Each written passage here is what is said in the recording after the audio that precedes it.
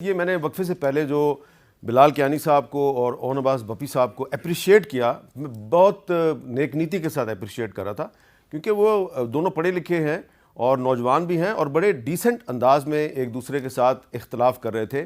یہ اسی طرح اختلاف رائے ہونا چاہیے، کیونکہ سم ٹائمز ہم دیکھتے ہیں کہ ہمارے کچھ جو سینئر رہنما ہیں وہ تھوڑا سا سخت لب و لہجہ اختیار کر لیتے ہیں۔ یہ ان کا رائٹ ہے، کسی بھی قسم کا لہجہ اختیار کرنا ان کا رائٹ ہے، لیکن جب نوجوانوں کو ہم دیکھتے ہیں ذرا ڈیسنسی کا مظاہرہ کر رہے ہیں تو پھر ایک فرق بھی نظر آتا ہے۔ مولانا فضل الرحمان صاحب عام طور پہ بہت ہی مہذب انداز میں اختلاف کرتے ہیں، لیکن آج انہوں نے ایک جلسے میں کیا انداز اختیار کیا، ذرا سنیے۔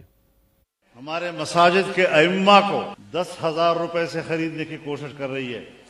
محترمہ جان لو، یہ تجربہ خیبر پختونخوا میں ہوا تھا اور 6-7 سال پہلے اس وقت بھی 10,000 روپے تھے، اور آج مولوی کے لیے وہی 10,000 روپیہ۔ کوئی شرم آنی چاہیے تمہیں۔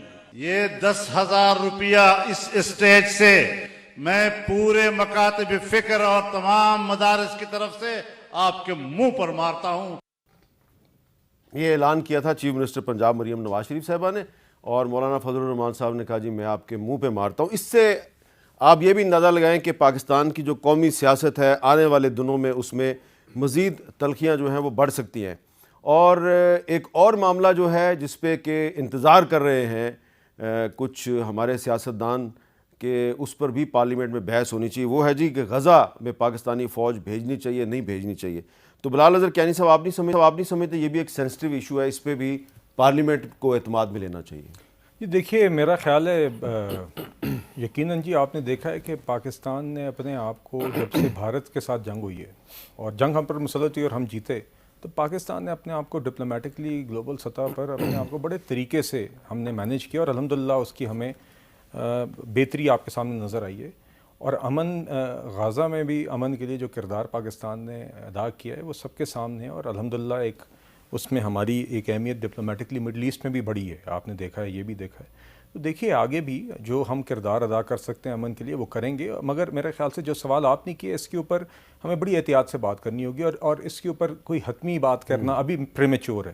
مگر یقیناً دیکھیے سارے تقاضے مد نظر رکھ کے، اور بالخصوص جو ہماری عوام کا ایک محبت ہے غزہ کی کاز کے ساتھ، کشمیر اور غزہ کی کاز ہم جب سے پیدا ہوئے ہیں جی یہ ہماری رگ رگ میں ہے اور یہ بالکل سامنے ہے۔ مگر بالکل جی دیکھیے جب بھی یہ معاملہ ہوگا تو سارے اس کے جو پہلو ہیں اس کو مد نظر رکھ کے، اس کی سینسٹیوٹیز کو مد نظر رکھ کے، اس کے سارے فیکٹرز دیکھ کر ہی بڑی سنجیدگی سے اور اسی فہم و تفہیم کے ساتھ اس کے فیصلہ کیا جائے گا۔ جس طرح آپ نے بقیہ ہماری ڈپلومیٹک فیصلے دیکھے ہیں، جس طرح ڈیفنس اور ڈپلومیٹک دونوں محاذ پر آپ نے پچھلے 1.5-2 سال سے اس حکومت کو دیکھا ہے ڈیل کرتے ہوئے، کنڈکٹ کرتے ہوئے اور بہتری دکھاتے ہوئے، انشاءاللہ اسی طریقے سے اس معاملے کو بھی انشاءاللہ آگے جی آپ کا اس معاملے میں کیا خیال ہے؟ جی میر صاحب بہت سمپل سا پوائنٹ آف ویو۔ پہلے تو اس بات پہ ساری پوری دنیا جو امت مسلمہ ہے اس پہ خوش ہے کہ چلو ایٹ لیسٹ کچھ عرصے کے لیے کسی بھی طریقے کا ایک امن تو آیا، لیکن میرے 2-4 اس کے اوپر بہت شدید ریزرویشن ہے، اور وہ یہ ہے کہ اگر گورنمنٹ کسی ایسی فورس، ہماری فورسز کو کسی ایسی فورس کا حصہ بنانے والی ہے جس کو لیڈ کوئی ایسا شخص کرے گا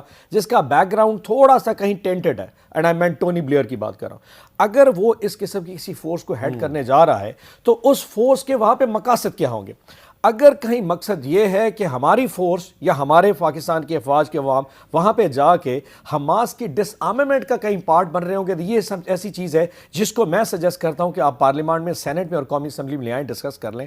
اگر تو وہ پیس اور امن کے لیے ہے، اور بعد میں وہ تو ہم افریقہ کے بہت سارے ممالک میں ہماری افواج جاتی رہتی ہیں، وہ تو بڑا زبردست ہے، اگر وہ تو پیس کے لیے پھر تو زبردست ہے، لیکن اگر اس سے پہلے ٹونی بلیئر کے نیچے کسی ایسے پیکٹ کا حصہ بننے جا رہے ہیں تو یقین کریں ہر ایک نوجوان جو یہاں سے ایسے کو بنے گا، مطلب مجھے وہ عشق ہے اپنے نوجوان سے، اپنے فوجی سے عشق ہے یار، ایسا معاملات نہ ہو جائیں کہ ایک سائڈ پہ اسرائیل ہو اور دوسرے سائڈ پہ ہم حماس کے ساتھ معاملات کر رہے ہوں۔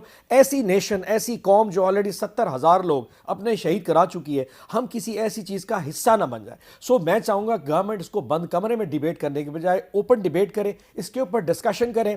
ہم جیسے نابلد قسم کی جماعت جس کے 100 کے اراکین اب بقایا بچ چکے ہیں, 30-40 تو یہ لے جا چکے ہیں, ان سے بات کر کے دیکھیں. آج آپ کا سینٹ کے الیکشن میں آپ کا بندہ جیت گیا الحمدللہ. نہیں, آپ سہیل آفریدی کو سی ایم بنانے کے بعد آج پھر خیبر پختونخوا کے لوگوں نے عمران خان کے اوپر لبیک کہہ کے پھر اس کے کسی ایک نمائندے کو, ایک ورکر کو اٹھا کے انہوں نے دوبارہ سینیٹر بنایا. یہ بات کرنی چاہیے. لیکن اور دوسری سائڈ 91 ووٹ ملے اس کو, اور تاج افریدی صاحب جو ہیں انہوں نے مقابلہ کیا, ان کو 45 ووٹ ملے. اس کا مطلب ہے مقابلہ تو ہوا نا. میر صاحب یاد رکھیے, ایک شہز پہ ایک گراس روٹ لیول کا ورکر عمران خان کا نمائندہ تھا, ایک ارب پتی شخص تھا.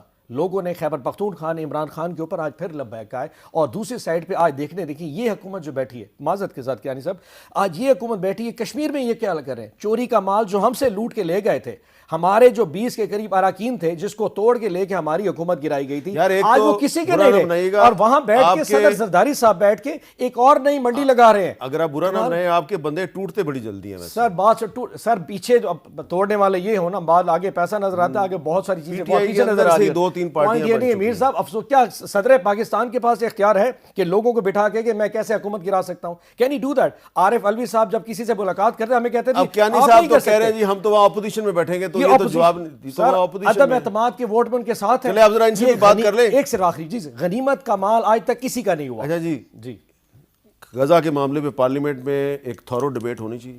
جی میں نے جیسے کہا جی, پہلے تو اس معاملے کو پارلیمنٹ میں یقیناً ہونی چاہیے جی. جب معاملہ ایک ایسی نہج پر آ گیا ہو, جب اس کے سارے پہلو آ گئے ہوں, جب ریاست نے یا حکومت نے اس کو انٹرنلی پہلے وے اپ کر لیا ہو, تب پارلیمنٹ کے سامنے معاملہ آنا چاہیے. تو جیسے کہ میں نے کہا, کچھ سوالات کچھ باتیں اون صاحب نے بھی کی, ان سارے تقاضوں کو دیکھ کر ہی پھر بات آگے ہوگی. اس لیے میں نے کہا اس پہ بات کرنا. آزاد کشمیر میں آپ سے اس لیے نہیں بات کر رہا کہ وہاں پہ تو اپوزیشن میں. نہیں جی, ہم بالکل جی ہم اپوزیشن میں, اور ساتھ ہمارا یہ موقف بھی ہے کہ ہم چاہتے ہیں کہ وہاں پہ جلد از جلد وہاں پہ فریش انتخابات ہوں, تاکہ ایک مستقل پیپلز پارٹی جو وہاں پہ وزیر اعظم بنانا چاہتی ہے, اس کو ابھی تک یہ نہیں پتا کہ وزیر اعظم کس کو بنانا ہے. ان کو بھی نہیں پتا کہ ادھر کیا کرنا ہے کس کی, اور یہ ویسے جی کس کو کون گرا رہا ہے کوئی سمجھ نہیں لگ رہی جی کشمیر. آپ کا بہت بہت شکریہ.